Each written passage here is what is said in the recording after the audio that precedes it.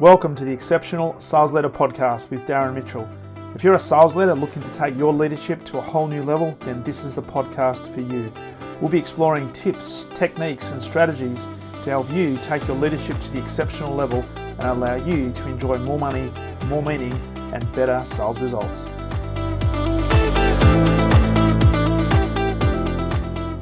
Welcome back to the Exceptional Sales Leader Podcast, and welcome to a man, he's living in the northern part of Australia, where it's sunny. He's escaped the southern New South Wales highlands to get to where it's nice and warmer, and he just spent probably 15 minutes having a crack at me for living in Melbourne, but that's another story. Welcome to the podcast, Mr. Matt Raad, all the way Thank you, coming Darren. from Brisbane. Yeah, thank you, mate. It's a definite pleasure to be here, and I'm glad I'm not in Melbourne today. I'd have to put a jumper on, mate, if I was down there now. Well, you would. I was telling you before we press record, yesterday it was like 28, 30 degrees, not a cloud in the sky. Today, we're expecting something like 40 mils of rain as we're recording this. This is just before Cup Day. It's, as you said, 4 seasons in one day, typical Melbourne weather. Yeah. And as you said, beautiful here one day, sensational the next. And It that's is. our life, especially when you make money online. It's great. I get to work from a laptop wherever I want. Well, you're telling me, and I'd love to get into your backstory and how you and Liz have created what you've created. You're the co-founder and CEO of eBusiness Institute Australia. Yep. And you were telling me that about 15 years ago, you were living in the Southern Highlands of New South Wales, and your wife said, "Hey, we make money off our laptop. It doesn't really matter where we live, so let's go." And you literally said that it wasn't long after that you'd relocated to Queensland, and the rest is history. That's right. But where did it all start? What's your background that's led you to do what you do today? Yeah, good questions. How long do we have, Darren? But well, where it all started is probably like a lot of your listeners. Liz and I were always about financial freedom or freedom. And we decided many years ago when we got together, I decided this as a kid, it was going to be through business. But we realized getting a job, working 9 to 5 was not going to cut it. We met at uni studying zoology, which is kind of useless if you want to make money. And we're both from the farms, and we wanted freedom. So Liz wanted the freedom to live wherever we want and live in a rural area. I wanted financial freedom because I come from a very tough background financially wise. And so I was always driven by that. So we started buying and selling businesses, small ones at first and built up to big ones. Mm-hmm. We got into, to cut the story short, we got into mergers and acquisitions in Sydney. This was in Sydney. We were buying and selling industrial businesses, wholesale import, manufacturing. And it all sounds glamorous and great and like you're making millions as a young entrepreneur and everything. Nothing could be further from the truth. It was way harder than what you think. We were good at it. And we got very good so that we started doing it for high net worth because we learned, maybe listeners have heard Rich Dad Poor Dad, Robert Kiyosaki. Yeah. We read his book back in the late 90s and we wanted to be like that, where you have these businesses where they run on autopilot and you can own multiple businesses and you're not the one doing the 9 to 5, swapping time for money. And he calls it being in the investor quadrant. And for us, that was what was really cool, working with these high net worths, we literally got to work with guys that were doing exactly what we read in that book. They owned multiple businesses. We're buying businesses up to 20 mil for these guys. Yeah. Like we go around dirty, grungy industrial areas in Sydney's West. And again, all sounds great fun and everything, which it was. But when our family came along, it was Liz who came up with the idea. She said, why don't we just do this, but with this thing called the internet, with internet businesses. And we figured out how to do it. This is back in the early 2000s, before anyone had even heard of this sort of a thing. And go, Liz, she was so smart. She said, why don't we just do what we've always done with bricks and mortar businesses, buy up multiple websites. And we've done lots of import export. These are websites that are based in America. We don't have to do any more importing or exporting anymore. Literally, that first site, Darren, that we bought, I can remember when we bought that site, within a couple of hours of owning it, our business is set up in America. That is unheard of for Aussies before. And so it was just a game changer. We literally made money while we sleep. I know it sounds too good to be true. It is literally what we do. It was living the dream of what Robert Kiyosaki wrote about all those years before. So that was us in yeah, that's our history in a nutshell. So going from zoology to that, Yep. was there a catalyst? Was there something? Was it a person? Was it a realization? Was there something just was burning inside both of you that led you down Yeah. that path? For me, it was always an internal driver to be financially free because when I grew up, we grew up in a very tough area in Sydney. It was difficult for mum's a single mum, and then she remarried, and we moved out to a farm. But even then, on a farm, you think farm managers make money? They don't, and Yeah, so dad and mum found it really tough, and they went through. Remember in the 80s when interest rates hit 17%, I watched them yeah, nearly go bankrupt a couple of times. They were trying to get ahead in life, but it was really, really tough financially. And as a kid, I think even from being a little kid, I was always driven. There was no entrepreneurs in my family. I was very unique in that way. I was kind of like the black sheep, but it was just an internal driver from yeah, since I was like in as long as my earliest memories were there. I always wanted to have money and be financially free because I didn't like the stress of not having money. mm, And I realized literally business is how to do it, but I had no idea how to do it. And I guess luckily for me, I met Liz and she was on for the journey. You know, she wanted similar things. Liz is very, very driven. She wasn't driven by money, but very, very driven, very competitive. So we're kind of the perfect couple in those early yeah, days. And luckily she just signed up for it. I said, look, I'm not going to continue with studies here. This is kind of a waste of my time. The zoology is not going to get me anywhere. And she said, yep, that's fine. And we bought a first business. And that was the yeah, catalyst because we made every mistake under the sun. Oh my yeah. God. Yeah, that did not end well, the first one. And that was a bricks and mortar Yep, business. small manufacturing business. Yeah, And we were living in a country town when we did that. So we moved out to a country town. And those of us, if your listeners are Australian, will know that in a country town, you go to the local accountant, right? And this is literally like something out of the castle. If anyone knows the movie The Castle, remember Dennis Denuto, the lawyer? Our yes, accountant, God bless him, his accountancy practice, Darren, was next to the local pub.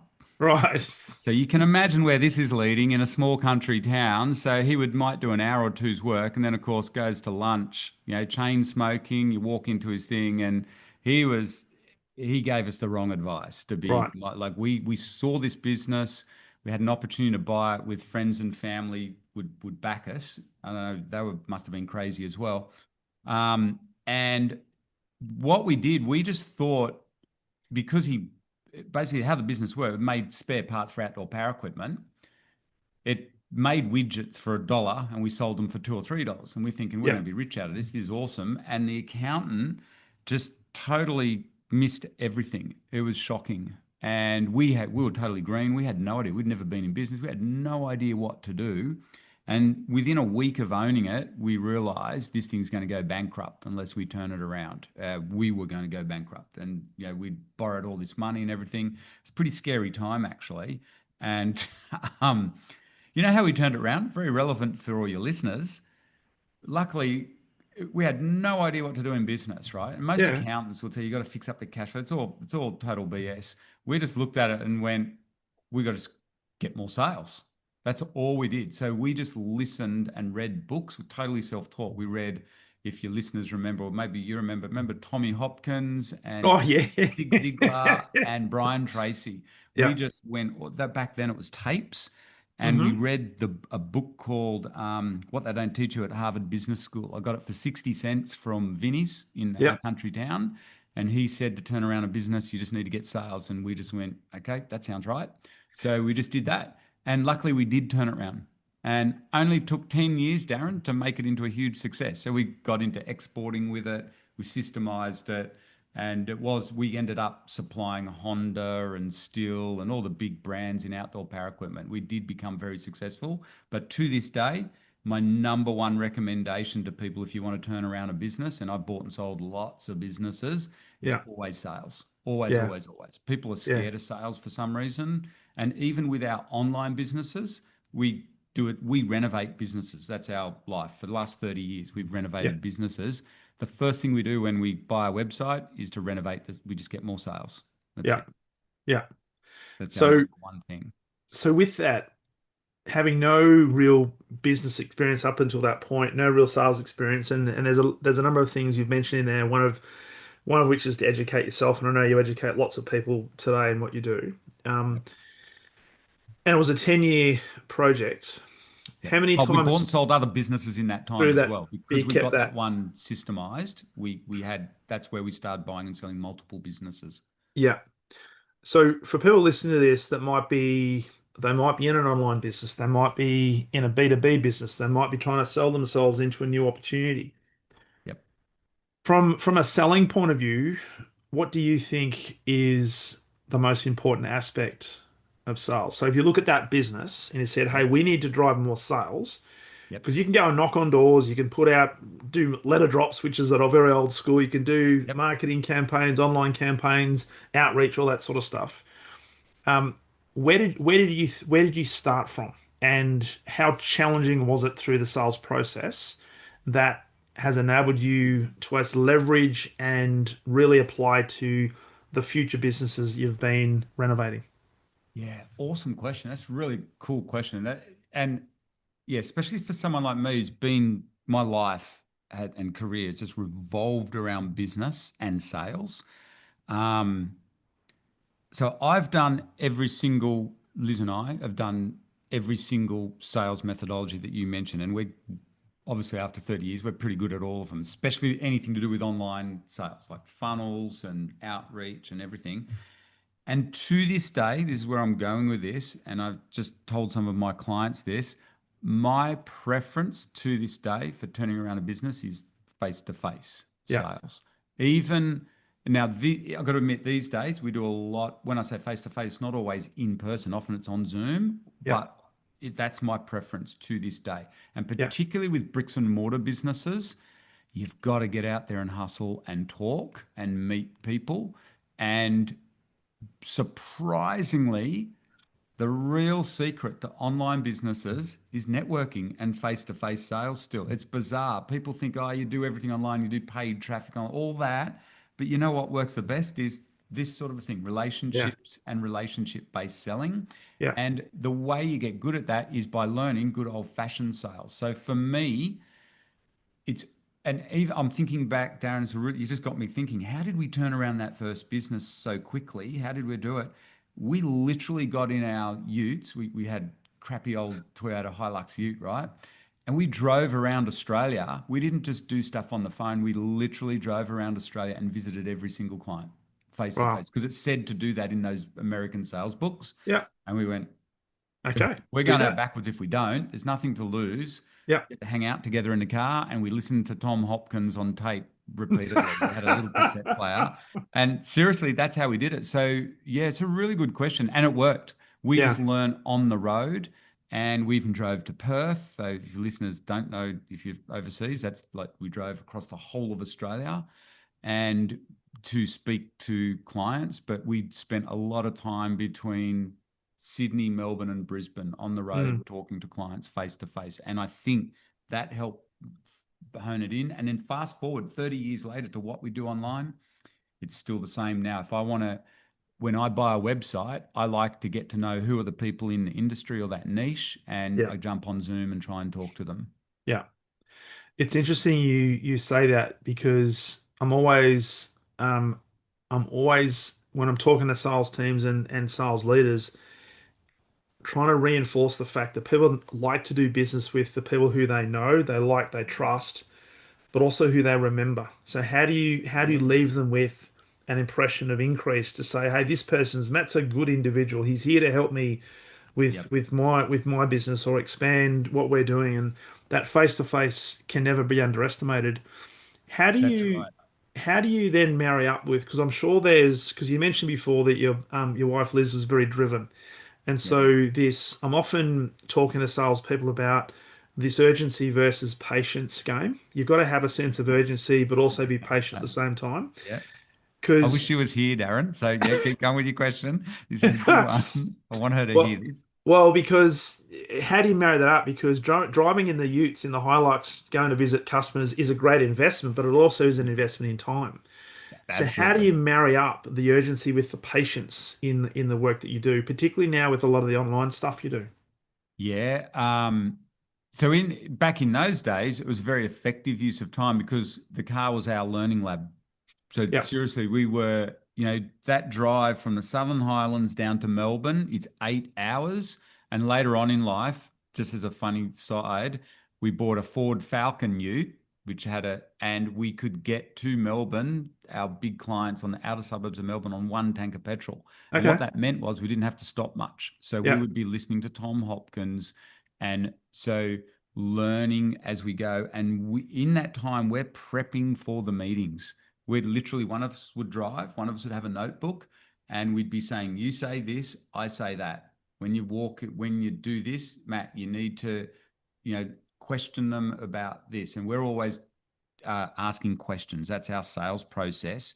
Yeah. And marrying up the patience, it's interesting because Liz is very impatient, whereas I'm very patient. So I Yeah. guess the real answer to that is we're just lucky in that as two people who are together in business, we've got the perfect combo. I'm very Yeah. patient, very driven, and she's very driven and impatient. So she's impulsive, makes things happen.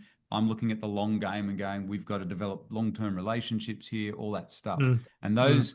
it's not just about getting the sale. It's straight up. I'm all about building long-term relationships, and I don't necessarily have to get a sale straight up or anything like that. So, and I think with online businesses, it's really cool. If you are impatient, you can leverage them a lot more because you've got a worldwide market. I Yeah. guess that's it's really interesting. The big difference we've seen when we got online, it's a lot quicker than with bricks and mortar businesses.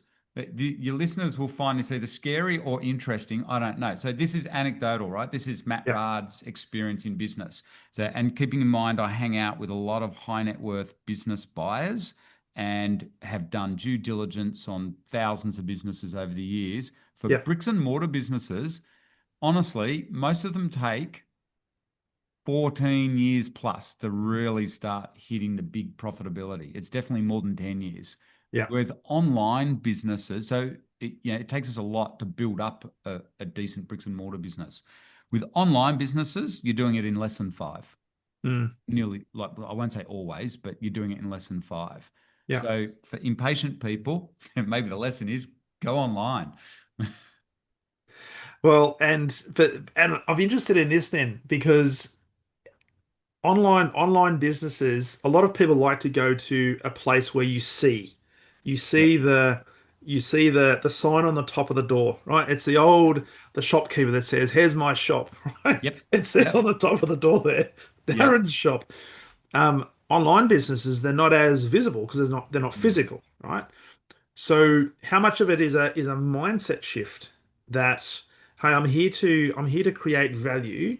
The old principles of selling still apply, but I can actually have a quicker ramp up of I guess success, whatever that term is, um, without the physical location. Yep. So it's actually what it is, Darren. It's a knowledge gap Mm, because online you still need to get the visibility somehow. So you might not have a real like physical presence, but we call it you can still grab your position in the digital main street. And yeah, that's what we're trying to teach people to do with businesses, particularly small businesses. There's a real opportunity now because of AI to own the digital equivalent of Main Street online. And it's just a knowledge gap to know how to do that. yeah, And it's very effective. And you can reach a much broader range of people, and you can also niche down too really nicely. No matter what industry you're in, if you're online, that's what we loved about it. You can go super niche because it's so niche and you can reach so many people 24/7. You can make money out of it. Whereas with bricks and mortar business, you can't do that. You've got to have yeah, that access to the physical people. yeah, It's a lot harder. I guess coming back to your question, realistically, I'm just thinking it through. It's a knowledge gap. yeah, I still believe you need that. I guess it's called, in the old days, branding, like online branding. That we call it a digital think of your online business as virtual real estate. So Mm. the address is like the street address, and the website that's sitting on it is the actual house, Yeah. or so and whether it's or it's the physical business that's sitting there. So it's Yeah. exactly the same online. And just like with offline businesses, you can be in the main street or you can be in the back blocks. We want to Mm. be on the main street wherever possible. Yeah. So with that, it would be remiss of me not to ask you, do you have a specific, I guess, niche or area that you've become known for or you're focused on that you think is gives a better return, has better opportunities?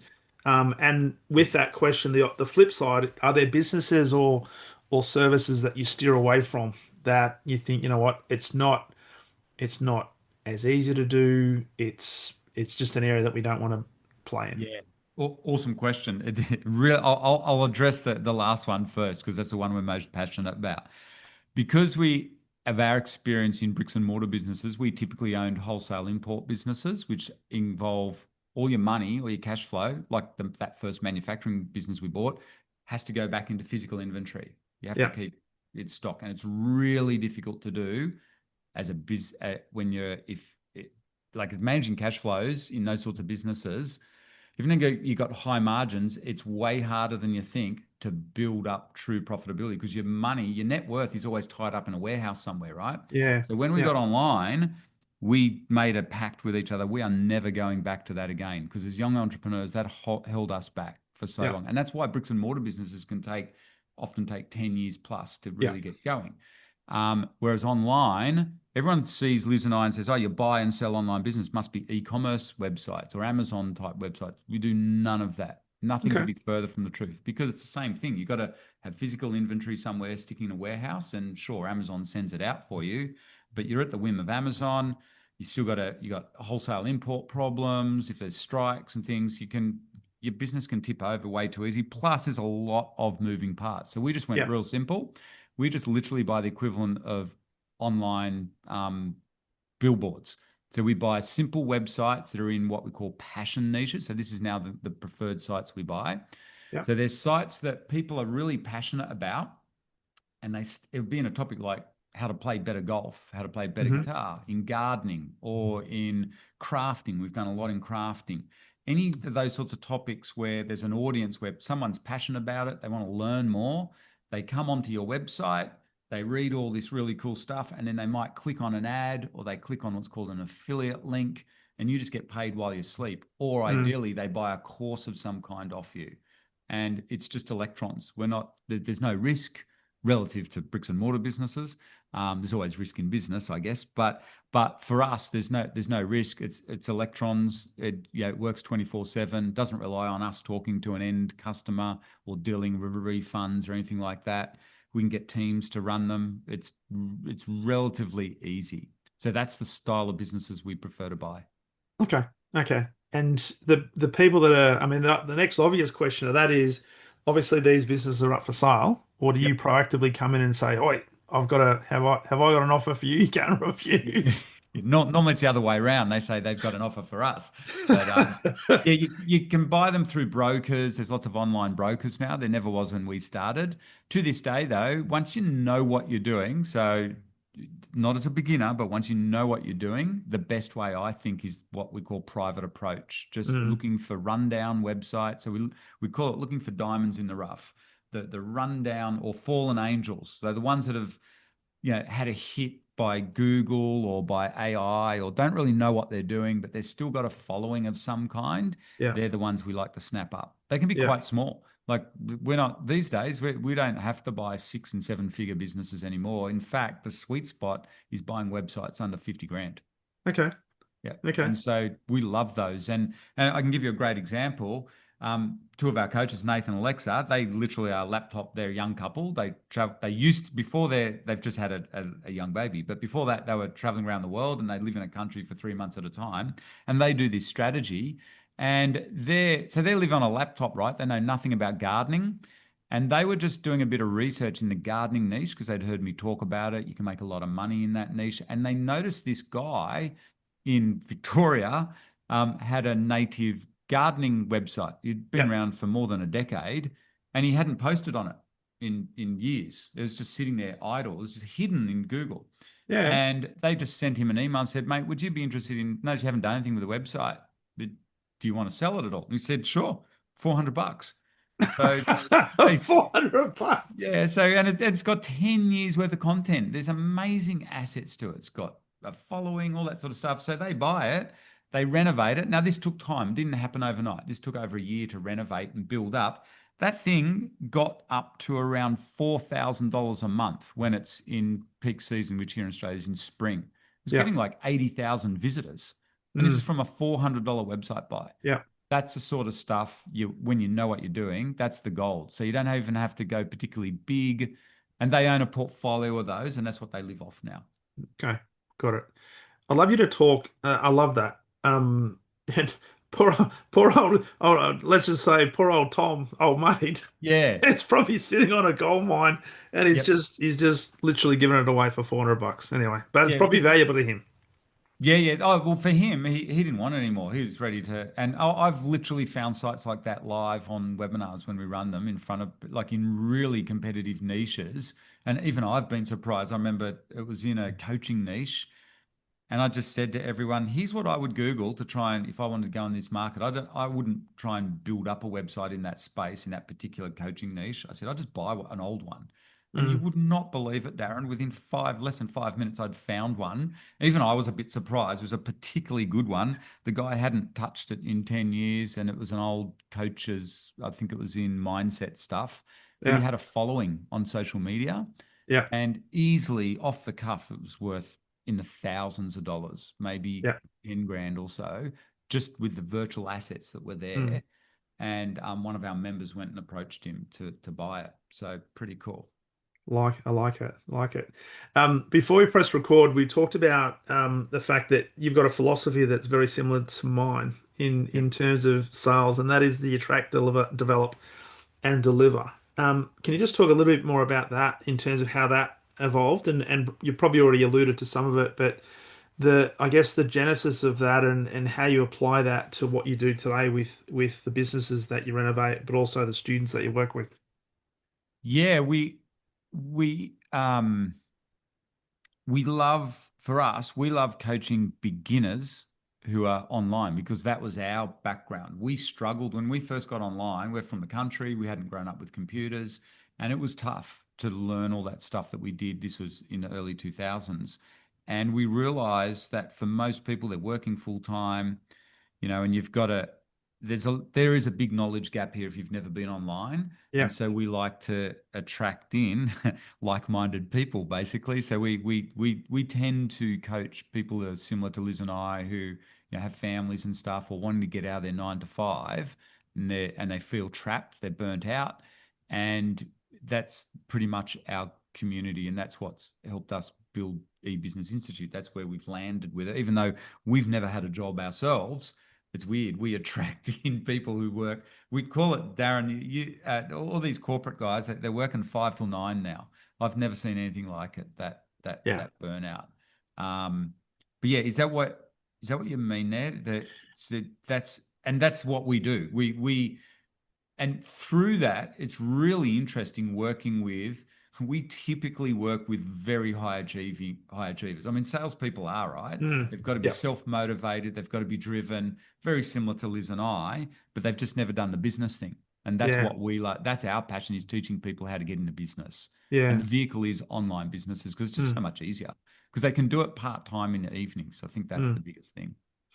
And the thing is, the attraction part is, as we know, like attracts like, Yep. but you've also got to be really conscious if you are in an ecosystem, and you mentioned corporate. I spent 20 plus I, years in corporate. I saw that on your about page. Yeah.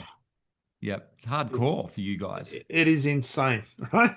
Yep. But particularly in the selling game, in B2B sales and corporate sales, you're only as Yeah. good as your last sale, right? So you could be the number one salesperson in the previous 12 months, but and I've seen it happen. People can be placed on performance management plans within 6 months of being the number one salesperson in the Wow. company, because it's the expectations, and there's a whole host of things. So it's tough, right? So my whole philosophy around the selling game was, how do you attract good people? How do you attract good people who have the right Yep. qualities that Gotcha. I can then develop them so they've got sustainability and then they can deliver. Now, they can deliver in that organization, but more importantly, they can deliver in the marketplace.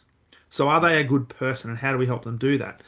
And I think what you're doing is you're doing exactly the same thing, Yeah, but we in the are. online space, right? Yeah, absolutely. And with the same corporate people though, like those high achieving or people that are just most of our clients, I would say, have the golden handcuffs. They're well paid, so they can't, it's too dangerous for them to just go and quit their jobs. But they're really nice people, they're ultra high achievers. Most of them are burning out these days, especially Yeah, since COVID. I don't know if you've seen that yeah, and for our listeners, like anyone listening here, there's a lot of people now realizing the importance. I guess they're realizing two things. I'm passionate about the importance of having a side hustle, no matter who you are. And what you just said to me, Darren, that's really shocking to me that you can be an elite salesperson in corporate and still potentially lose your job. yeah. So, um, hang on, so I reckon people need to have a side hustle. But also, I think tied with that is this scary space we're in society now where people are losing jobs. There's not a lot of jobs, not as much job security as what there used to be. And we're Mm, starting to see a lot more of that. People in their 40s and 50s who have quite senior roles, they turn up to work and they lose their jobs. yeah, Or they're made redundant, or they're told your job's no longer around. And we just had yeah. a lady join us this week, and she's heard all about us, what we do. She's really interested in it. And she said, I'm kicking myself. I never applied for your program, but I'm going to apply now. And I said, why? She goes, I just lost my job. I was the top sales and marketing person in this company. It's a big publicly listed company. She's Yeah. earning very significant money. It's gone, Mm, gone within a month. yeah. And so we're big on side hustles. And as I was saying to you before the recording, I think maybe listeners might find this interesting. There is a particularly smart strategy, Darren. It's working really well just at this moment, particularly because AI is here as well. It enables this. And that is we get our guys, it kind of, I love multiple, like, killing two birds with one stone. So all those years ago, Liz and I learning sales and driving around Australia, visiting people. These days, what people can do is if they want to learn this stuff, they've got to learn the digital skills, right? So what Mm, we do now is we get them to learn the digital skills, but while they're doing that, they go out and help little small businesses, and they can literally make a little bit of side hustle money building websites for local businesses. And I yeah. know it sounds, everyone says, well, I don't really want to do that. But for your listeners, I reckon they might, because they're salespeople. Man, if you're good at sales, that is the winning strategy for the next, I reckon, for the next 5 years, particularly with AI. And Mm, interestingly, our most successful student ever in the first year, Derek, he's an ex-corporate gun salesman doing B2B in the alcohol industry. And yeah. he took a sabbatical. He just was burnt out, thought, I'll take a year off. I'll go and study with Matt and Liz. And it Yeah. worked that well. He's never gone back. He made Yeah. 160 grand in his first year Yeah. just doing it. Like that is mind blowing. We're going, mate, what are you doing? And it turns out he's a really good salesperson.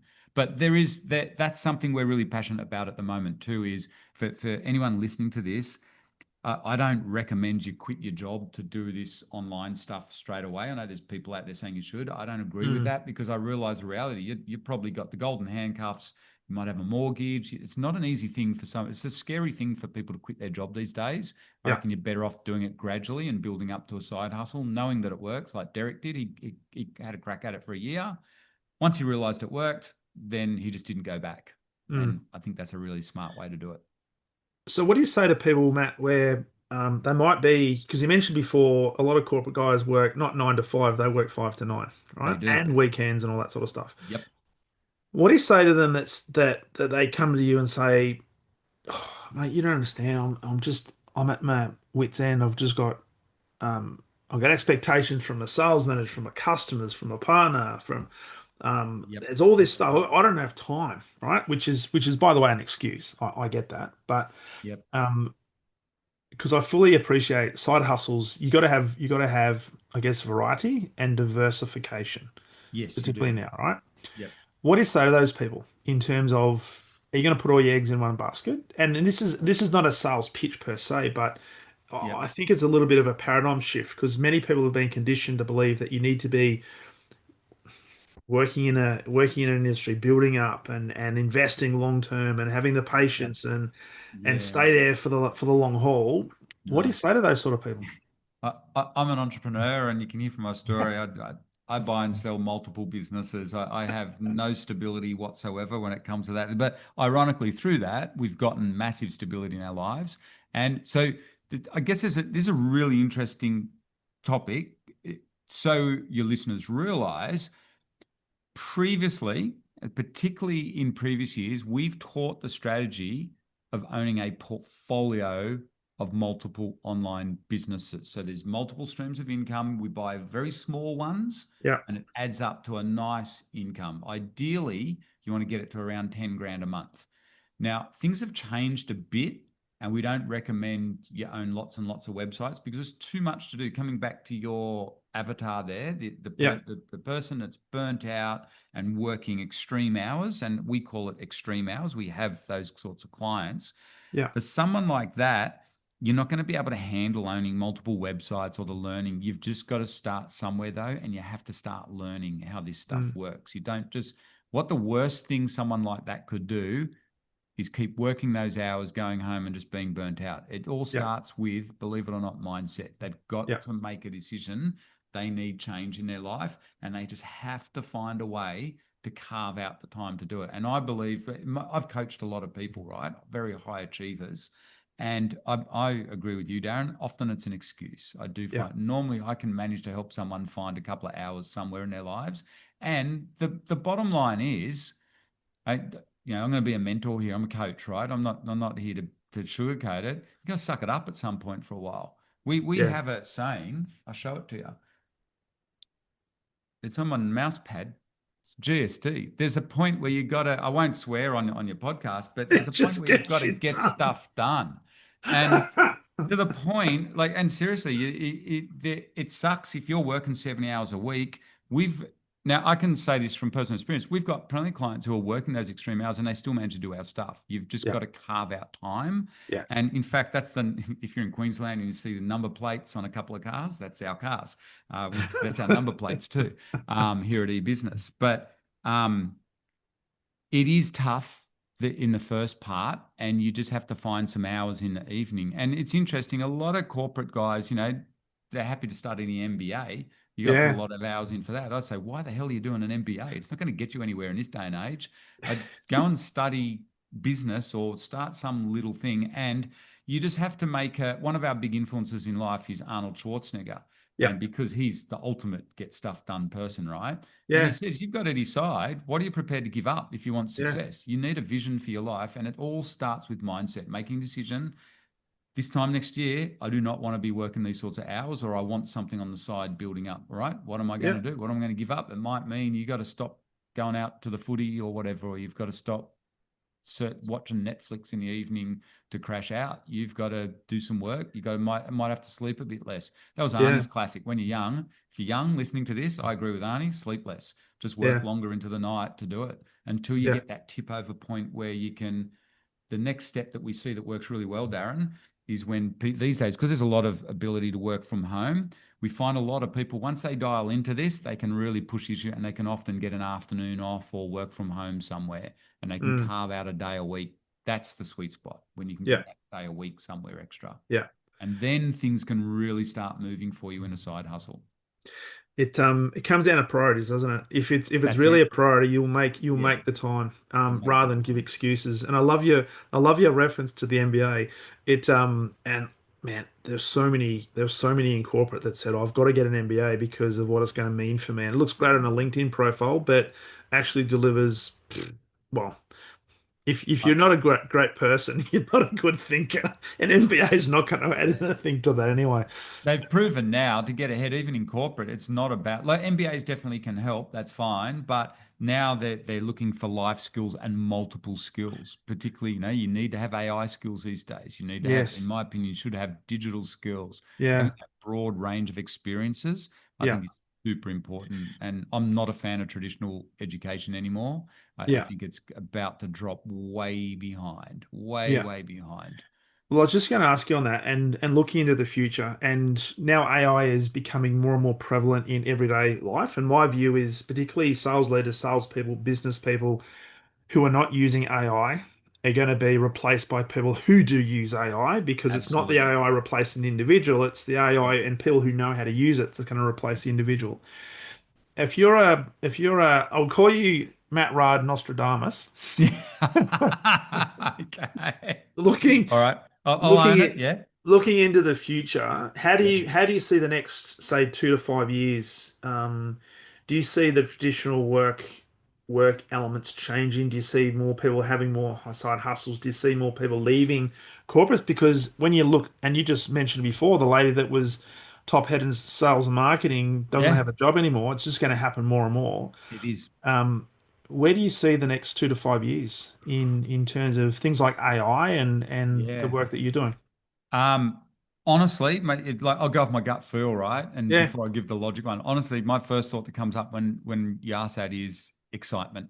This is a very exciting time in human history, particularly because of AI. What we're doing now, even versus 6 months ago, even versus 3 months ago, it is mind blowing. And this will scare a lot of people, but maybe your listeners know this already.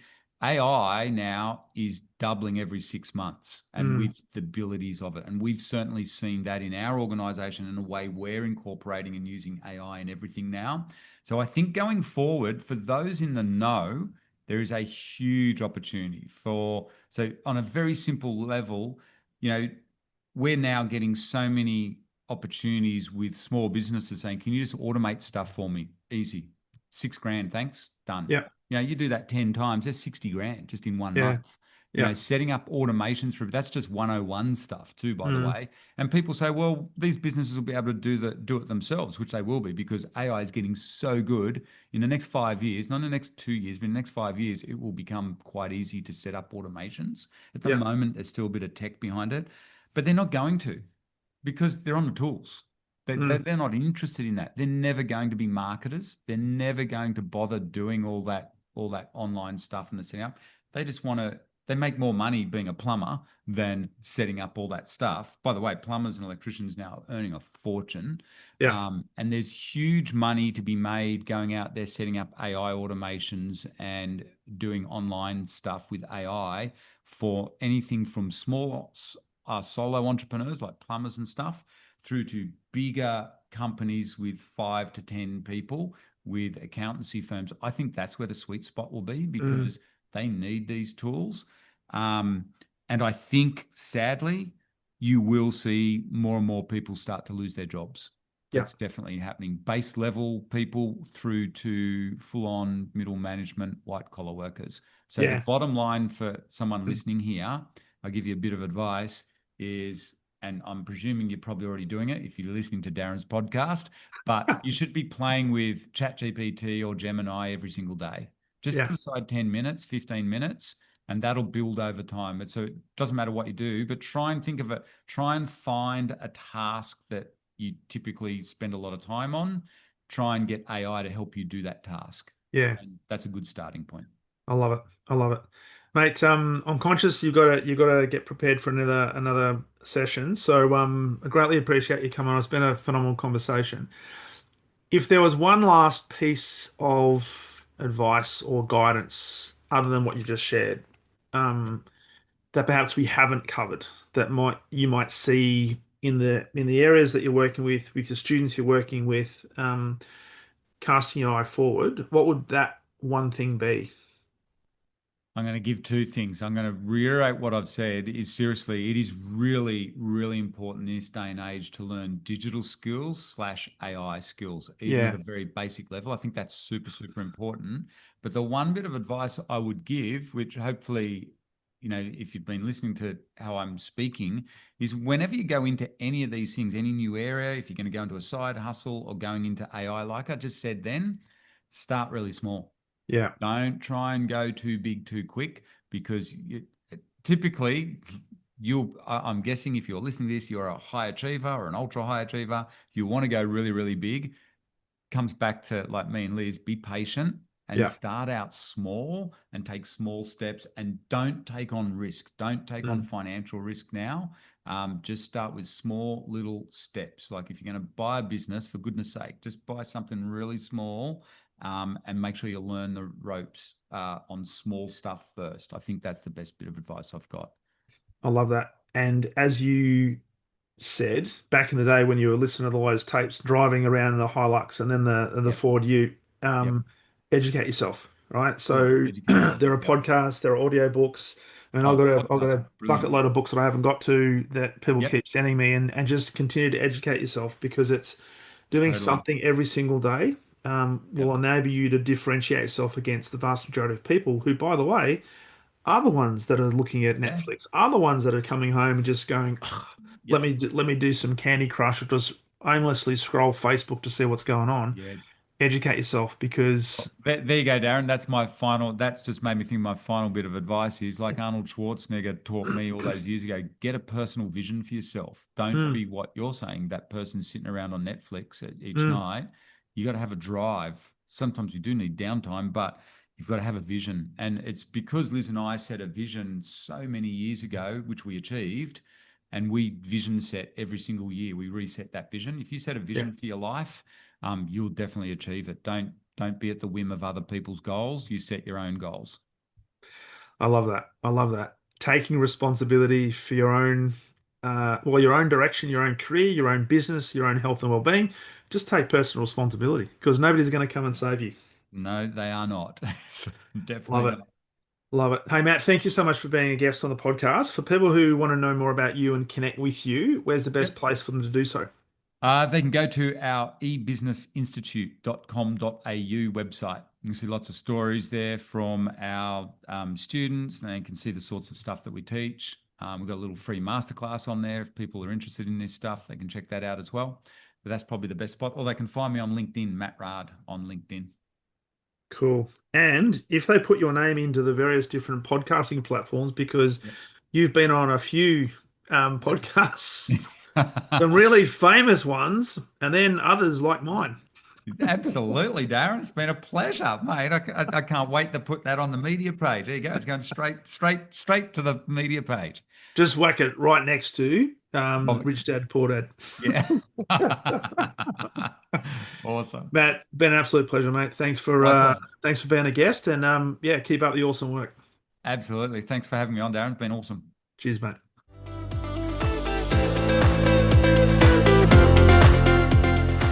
Thank you for listening to the Exceptional Sales Leader podcast. I trust the information in this episode has been helpful in your journey towards becoming exceptional. And remember, please take the time to rate the show, subscribe to the show so other people can find it. But also, if I can help you, jump on my calendar, go to leadwithdarren.com, and let's have a conversation about how I can help you along your journey to being exceptional.